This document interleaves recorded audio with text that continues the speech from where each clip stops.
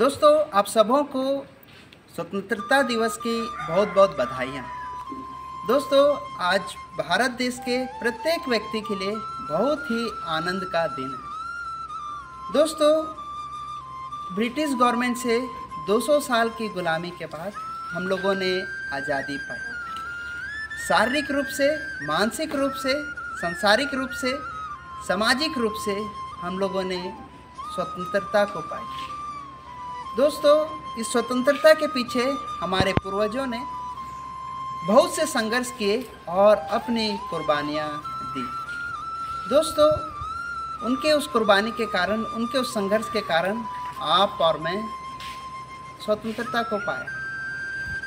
और दोस्तों, सचमुच में आज हम सब के लिए आनंद का दिन है। दोस्तों, हमारे लिए एक और आनंद का विषय है, और उस विषय का कारण यह है कि हमारे लिए एक और स्वतंत्रता भी है। और वह स्वतंत्रता ना सिर्फ एक देश के लोगों के लिए, ना सिर्फ एक भाषा के लोगों के लिए, ना सिर्फ एक जाति के लोगों के लिए, ना सिर्फ अमीर और गरीब के लिए, ना सिर्फ एक किसी व्यक्ति विशेष के लिए, बल्कि पूरे जगत के लिए है।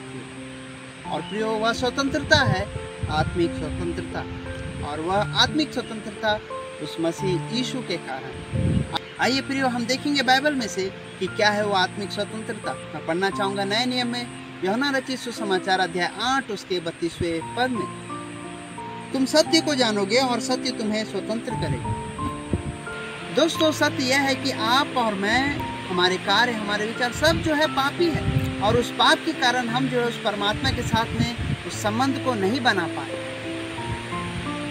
हम जो है हालांकि स्वतंत्रता पाया है हमने अपने समाज से, हमारे देश से, लेकिन हमने स्वतंत्रता अपने पाप से नहीं पाया। अभी भी हम उस मृत्यु की गुलामी में हैं। मृत्यु की गुलामी यानी उस सदा सर्वदा के नरक के दंड के योग्य है। दोस्तों, हमारे इस पाप से स्वतंत्रता ना होने के कारण हमें जो है सदा सर्वदा के लिए उस नरक में ही भोगना था, हमें उस मृत्यु की गुलामी में ही रहना था।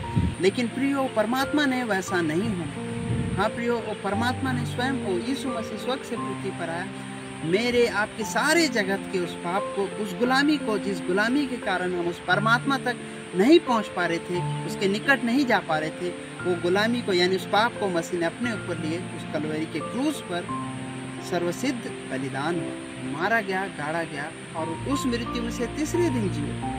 दोस्तों, जो कोई इस मसीह पे विश्वास करता है वो अपने पाप से स्वतंत्रता पाता है, और उस मृत्यु की गुलामी से जो है स्वतंत्रता पाता है, यानी वो अनंत जीवन पाता है। दोस्तों, यदि आप भी उस मसीह पे विश्वास करेंगे, आप भी उस पाप से स्वतंत्रता को पाएंगे, उस मृत्यु से जो है स्वतंत्रता को पाएंगे, और सदा सर्वदा के उस जीवन को पाएंगे उस परमात्मा के साथ। यदि तुम सत्य को जानोगे तो सत्य तुम्हें स्वतंत्र करेगा।